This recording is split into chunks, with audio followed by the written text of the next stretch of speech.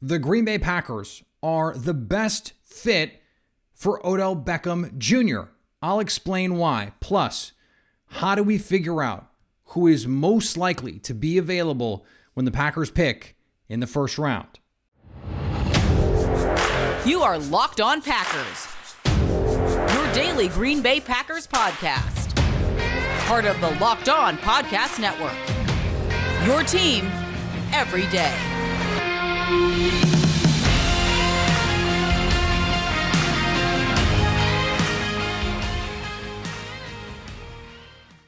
You are Locked On Packers, part of the Locked On Podcast Network, your team every day. I'm Peter Bukowski, and I cover the Packers for The Leap, a newsletter I would love for you to subscribe to. You can follow me on Twitter, Peter_Bukowski. You can follow the podcast on Twitter at Locked On Packers. Like us on Facebook. Subscribe to the podcast, iTunes, Spotify, Google Podcasts.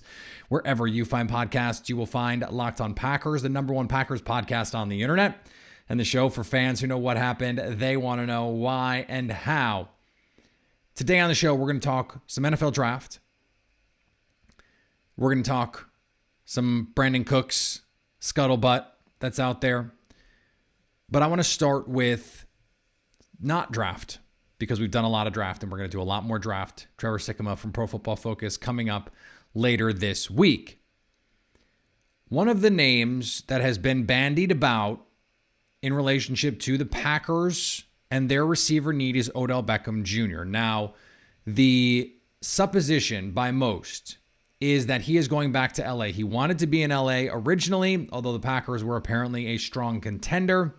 He won a Super Bowl there, and he tore his ACL in the Super Bowl there. That puts on the generous timeline November. That would be a 9-month recovery. His second ACL on that same knee, I believe. That's a lot to ask for a guy who relies on his explosiveness. Probably not even December, January is he going to be back at 100%. But I have to imagine there are two things that now matter to Odell Beckham Jr. He's made tens of millions and will continue to make big money. Endorsements. He's still a very famous athlete. Brand partnerships. He, I'm sure, will have post-business ventures. He's already a brand ambassador.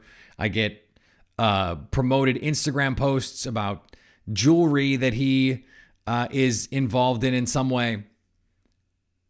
I have to imagine that winning is still important to him. After feeling what it's like to win a Super Bowl, to be on a competitive team, he hasn't really ever been on a team anywhere near as good as the one he was on last year, anywhere near competing for a Super Bowl in a meaningful way. I mean, he was on, the Giants playoff team that came to Lambeau and got beat up by Green Bay in a year where that Packers team was not particularly good. And that Giants team was mostly garbage. And then the Browns were mostly garbage. And then he got hurt. And then he left under inauspicious circumstances. His dad was complaining on Facebook about whether or not he was getting thrown the ball, or whether the balls that he were being thrown were on target, which a lot of them weren't. You have to think quarterback matters to OBJ. Now, maybe all of this is an exercise in futility because he wants to go back to LA. Here's what Green Bay offers, though. They offer something that LA potentially doesn't. Green Bay could be desperate enough, much like they did with Big Bob Tunyon, to say, we will sign you now. We will sign you now with the understanding that you are not going to play until November. That means you get all that money. You get all that money. While you sit and rehab and rest, you're getting paid. If Odell Beckham has to wait until October or November to get a contract, he's hurting himself financially. So there could be a little financial incentive. I think in the grand scheme of things, he's probably going to get a small deal no matter what. So we're talking about a couple $100,000 here and there among friends, which for most people is a hell of a lot of money. For someone like Odell Beckham, it's not. It's just not. I mean, it is, but it's not. It's not exactly changing his couch cushions, but you know, it's like the difference between finding a 20 in your wallet versus finding, you know, 100 or two. Like there's a difference, but it's not going to change your life, right? That is a non-zero factor, but probably not a big factor. Prestige is still something that I think is important to him. It's important to most professional athletes. It's frankly important to most people. Most people want to be liked. They want to be recognized. They want to be affirmed, especially professionally. You want your peers to say, this person is good. We like this person. They're good. I think going to an organization like Green Bay ups the likability factor, to be sure. But here's the trump card that they have, that the Rams do not. The Rams have Cooper Kupp. He is always going to be wide receiver 1. And they just paid Allen Robinson. Like real money to be wide receiver 2. So the Rams can say all the right things about, hey, we'd love to have you back. Yeah, love to have you back to come be wide receiver 3. If there's something that Odell Beckham has left to prove, because he proved he could be a good guy on a winning team. He proved he could be a part of a winning culture. He proved he could be a Super Bowl champion. And the Rams don't win that Super Bowl without the first half that OBJ had. The fact that he and Cooper Kupp were on the field together and Odell Beckham was the guy who was getting looks, I think speaks to his value. He's a Super Bowl champion. Now, the only thing left for him to prove is that he's still a number 1 receiver. Well, the only place where he could go in and be with an elite quarterback, be in a good situation culturally and from a winning perspective, and be the number 1 is Green Bay. And there's not even really a close second, frankly, because New Orleans, I think there could be some appeal there. LSU kid, but Jameis Winston, I don't think is moving the needle. And I don't know if that team is actually that good. They made this bizarre draft move to basically buy a first round pick this year before even knowing who that first round pick could get them. I don't get it, frankly. It's like a slight, let's not even get into it. It's a whole weird situation. Where else?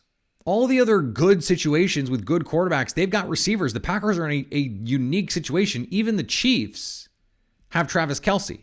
So you could sell OBJ on him being the number 1 option, but everyone knows Travis Kelce is the security blanket, and he is the straw that stirs the drink there right now. They just paid Marquez Valdes-Scantling a bunch of money. They brought in Juju Smith-Schuster. That is a crowded receiver room. If he still wants to be the guy and catch passes from a Hall of Fame quarterback and compete for a Super Bowl championship and go to a team desperate enough to pay him to rehab, there is only one team who checks all those boxes. And it's the Green Bay Packers. Now, again, it could all be moot because OBJ could just be like, I like living in LA. I want to be in LA. So either I'm staying with the Rams or I'm going to the Chargers, and that's it. And by the way, it would be a good move for him in both cases because you've got 2 good quarterbacks, 2 very good situations, and he would have a chance to compete for a Super Bowl in 2022. But in neither case is he the guy. And in fact, in both cases, he is wide receiver 3 at best. So what is important to him now? If he cares about his legacy, though, I think he has a chance to not only keep the winning culture part of this, the winning part of this, which I do think is important to players. They want to be seen as winning players almost as much as the winning itself. A chance to win a Super Bowl and a chance to be the number 1 guy with an all-time great. Now, I don't know how much Aaron Rodgers wants Odell Beckham Jr. I don't think Rodgers pushed particularly hard to bring in OBJ. last year. And maybe that's enough where Odell feels a little spurned by that, decided to go to LA instead. I don't think that's how this played out in terms of, I think Odell Beckham wanted to go to Los Angeles. That was the reporting from Josina Anderson, and that was always where he wanted to be. And he got a deal from them that Green Bay could not have matched. So that is part of this as well. It may not be the best place. It may not be the best option for the Packers. And it may not be where Odell wants to go, but I do think the Packers offer the best potential situation for Odell Beckham Jr. It's up to him to decide what's best for him, though. All right, we're going to get to some draft stuff coming up after this, but today's episode is brought to you by our friends at BetOnline. BetOnline is your number one source for all of your betting needs and sports info. Find all the latest sports developments, including this week's Master Championship odds, podcasts, and reviews from all different leagues this season. BetOnline is your continued source for all of your sports wagering information, including live betting, esports, and scores. Head to the website or use your mobile device to learn more about the trends in action. BetOnline, where the game starts. And thanks for making Locked On Packers your first listen every day. Make sure you're following Locked On NFL. Locked On Experts, covering the biggest stories around the NFL Monday through Friday in less than 30 minutes. It's free and available wherever you get podcasts. So I do this thing every year trying to figure out who are not just the consensus top guys. I want the unanimous top guys. I want the players that everyone believes is going in the first round. Now, those guys don't always go in the first round. But I think when we talk about perception, that is the best intel we can gather, because the next couple weeks we've got lying season. Even the good reporters get played sometimes by teams trying to create smoke screens. I remember when we did not have any idea who Kyle Shanahan was going to draft, or at least all the reporting was Mac Jones, and that didn't make any sense to anyone. And so everyone's going, wait, they're gonna take who? What? Nah, that can't be. And then lo and behold, they take Trey Lance. So the thing that is useful here, though, for Green Bay is it doesn't matter if they take Trey Lance or Mac Jones. Both of those guys were always going to be gone when they pick. We knew. And so for our purposes, we don't have to worry about that stuff. We don't have to worry about who's going 1, who's going 2, who's going 3, just who is most likely to be off the board with picks 1 through 21. And then you create this broader pool. So I went through 6 mocks of some of the best people, guys like, Bruce Feldman, Daniel Jeremiah, who is, as hooked in as anyone, Mel Kiper, Trevor Sycamore, who's going to be on the show a little bit later, Danny Kelly, and then this guy over at Sharp Football who has the most accurate mocks 5 years over the running 5-year average. And it's actually by a nice little margin. He's been really good at predicting who's going to be in their spots and where they're going to go in terms of what teams are going to take them. Some of the names are going to be obvious, right? Aiden Hutchinson, Travon Walker, Ike Ekwonu, Evan Neal, Kyle Hamilton, Kayvon Thibodeau, Derek Stingley, Drake London, Ahmad Gardner, who's got the best nickname in the draft class, Sauce, Garrett Wilson, Devin Lloyd, interesting, unanimous first rounder, Devin Lloyd, the linebacker, Jermaine Johnson, Jordan Davis, George Karlaftis, Trent McDuffie, Nakobe Dean, Chris Olave, Devante Wyatt, Trevor Penning, Traylon Burks, Jamison Williams, Zion Johnson. That is 22 players. So, by definition, okay, I didn't make up math, but I know it works this way. If there are 21 selections that take place before the 22nd pick, 21 players have to go. And here's the part that some people struggle with. Only 21 players can go. Okay, so we love to play this. There's no way that guy's going to fall. Okay, someone has to go. And there's always this broad swath of players. I did, in these 6 mocks, 46 players. 46. That means of these 6 guys, 46, they thought 46 players in total were potential first round talents. That means with the Packers at the 53rd pick, there's a decent chance they could be drafting someone that they think is a first or borderline first round player. It's that kind of draft. There is no uniformity at the top because there are not those blue chip players the way that we're used to seeing. There's just this big group of like 50 guys. And we know that there are going to be some teams that reach for someone below this group in the top 21. And so when you go, okay, well, say the receivers again. Okay, Drake London, Garrett Wilson, Chris Olave, Treylon Burks, Jamison Williams. Okay, that's like all my favorite guys, right?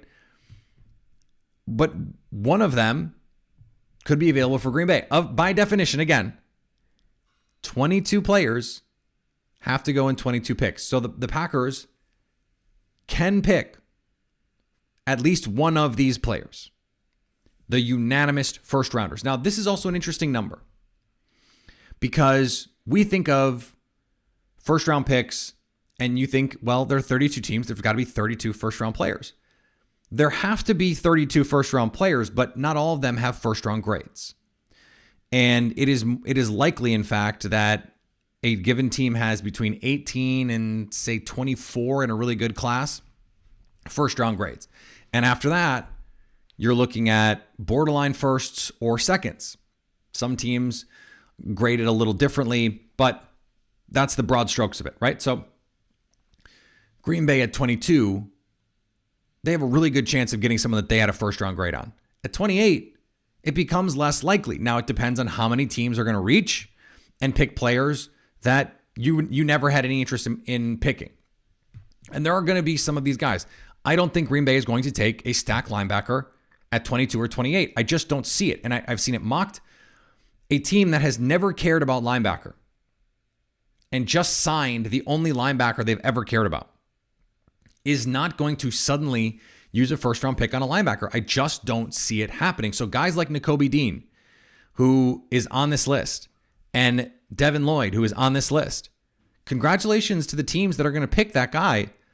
I don't think Green Bay was ever going to do it. And congratulations to everyone who's going to take a corner. Trent McDuffie and Derek Stingley and Sauce Gardner. These guys are going to be very good football players. They were never going to be Packers. So the more players that are going to go that the Packers were never going to pick, the more you push down players the Packers want to pick. So these are just first round guys. So there's 22. You look at the back end of it, I think you start to see some players who could interest Green Bay. Zion Johnson at the bottom of that list. Jamison Williams, Treylon Burks, and then Trevor Penning, someone who I don't think is going to make it to Green Bay. The reporting yesterday from Tony Pauline over at Pro Football Network was he's going in the low teens. He's an incredible athlete on paper, on film, not so much. Here's the interesting thing. This next group includes four players. So now we're at 26. 32 players have to go. Tyler Linderbaum, the center from Iowa, Kenny Pickett, Malik Willis, Charles Cross, the offensive tackle from Mississippi State. So we've talked on this show about offensive tackle. I think the only 2 players Green Bay would consider at offensive tackle, if they're there for the Packers at 22 or 28, are Cross and Penning. And I don't like Penning enough to advocate for that. If Cross is there at 22 or 28, take him. He's your right tackle of the future, maybe your left tackle of the future, and you can leave Elton Jenkins where he is and insist to his agent that you're going to pay him like a guard. Maybe that works, maybe it doesn't. But I said 2 quarterbacks. In that original 22, I didn't say any quarterbacks. Well, history tells us some of them are going to go. And Malik Willis is probably going to go in the top 10. Kenny Pickett, there's a chance. The Saints just traded up. We talked about this bizarro trade to get 2 first-round picks, maybe with a chance to go move up again to get yourself more ammunition to get the quarterback that you want. 2 of those guys are probably going to go in the first 18, 20 picks. Well, that's Two more players that get pushed down into the realm where Green Bay is picking. The next group, Kenyon Green. Green Bay's just not going to take that guy. They are not taking an interior offensive lineman with a relative athletic score below 5. And his is like 3. It's just not going to happen. So the next group is a little more interesting. Arnold Emekadi. Kair Alam is a corner, probably not going to happen. Andrew Booth is a corner, probably not going to happen. Boye Mafe could. I think that's someone in the mix. Ebiketie and Mafe are both guys that I think could be in the mix at 28, although probably not 22. And Tyler Smith is another guy. Offensive lineman, a chance to play inside, could play outside. I wouldn't be where I would go, but I could see Green Bay doing it, especially if they think he's a guard. After that, it's now we're getting into guys who are very borderline. So then how does your board fall for the Packers? Kyler Gordon is a corner, probably not going to happen. Bernard Raymond, Austrian, I think he's going to be 25 to 24. Brian Gutekunst doesn't like old first-round picks. I don't see that. Desmond Ridder, Matt Corral. Bring on the quarterbacks. The Packers want all the quarterbacks to go. Desmond Ridder should be a top 20 pick. Matt Corral should be a top 20 pick. Push all the good guys down to Green Bay. Breece Hall, not going to happen. Jahan Dotson, not going to happen. But Daxton Hill, Travis Jones, very much guys I could see Green Bay wanting to take at 28. Daxton Hill, the safety from Michigan, although some people think he's athletic enough to be a corner. Perfect for Green Bay. Oh, you want to play a little dime corner? You want to be a nickel safety, a dime safety, and eventually take over for an Adrian Amos? Great, Daxton Hill, sign me up. Oh, Travis Jones, you want to come in and play next to Kenny Clark and eat up blocks to keep Devondre Campbell free while the team plays all these light boxes? Great. Come do that. Come eat. Travis Jones is the second best, if not the best, interior defender in this class. Devante Wyatt, I just don't think Green Bay is going to pick. I know he has nice athleticism, but he's short. He's short-armed. And not much refinement to his game. He's going to be 25 this year. He's going to be 25. I just don't see it. And then you're talking about the borderline players. Quay Walker, the linebacker from Georgia. Again, I don't think they're going to take a linebacker. Christian Watson, I think he's in play. David Ajaba, 1 vote for David Ajaba as a first-round player. We talked about him yesterday in some best-case scenarios. It sounds like he's going to fall out of the first round. Probably not going to play his entire rookie season. Understandable. I would guess he still is in the top 50, but if he's there at 53, make that move. Almost irrespective of who they picked in the first round, make that move. Logan Hall and George Pickens, borderline guys. I think both of those guys could be in the mix for Green Bay as well. This is why when we went through the worst case scenarios, it was like, okay, well, the worst case scenarios still include Christian Watson on the board, George Pickens on the board. Like it gets really hard to take away all the good options because, again, Green Bay is just not going to take some of these guys. They're just not. And I know you're going to say, oh, they're going to take best player available. Yeah, but no, they're not. They're not. Not right now. And they are, remember, but we're not talking about true best player available. We're talking about the guy who most impacts your team over the life of his rookie deal. So that includes positional value. That includes spot on the roster. That includes contracts that are coming up, all that stuff. So they're not going to take a punter. They're not going to take a fullback. I don't think they're going to take a tight end. They're definitely not going to take a quarterback, although that's been the running joke. Chill. All right, we're going to talk about the Brandon Cooks contract situation and trade market with him in just a second. But before we do, let's talk about our friends at Rock Auto. With the ever-increasing number of makes and models, it's now become impossible for your chain auto parts store to stock all the parts that you need. So why endure often pointless or seemingly intimidating questioning and wait while the person behind the counter orders the parts on their computer, choosing the only brand their warehouse happens to carry? You have computers with access to rockauto.com at home and in your pocket, so save time and money when using Rock Auto. Why choose to spend 30%, 50%, even 100% more for the same parts from a chain store or car dealership when you could go to rockauto.com, a family business serving do-it-yourselfers for over 20 years. Go to rockauto.com right now and see all the parts available for your car or truck and write Locked On in their How Did You Hear About Us box. so they know we sent you. Amazing selection, reliably low prices, all the parts your car will ever need. RockAuto.com. And thanks for making Locked On Packers your first listen every day. Now go make your second listen Locked On NFL Draft. Ryan Tracy and former NFL cornerback Eric Crocker bring the NFL Draft to life every day with insight and analysis on college football prospects and NFL front offices. It's free and available wherever you get podcasts. Reports yesterday have teams calling on DK Metcalf. Interesting. DK Metcalf, of course, on Twitter said he had not heard any calls, but it's not his job to field those calls. It's John Schneider's job and Pete Carroll's job to field those calls. The Packers probably calling. What I wanted to talk about, though, Brandon Cooks. The reported and requested amount that Houston would want is a second-round pick. And I think if you look at just Brandon Cooks' value to a team in a vacuum, he's worth a second-round pick. But he's expensive this season,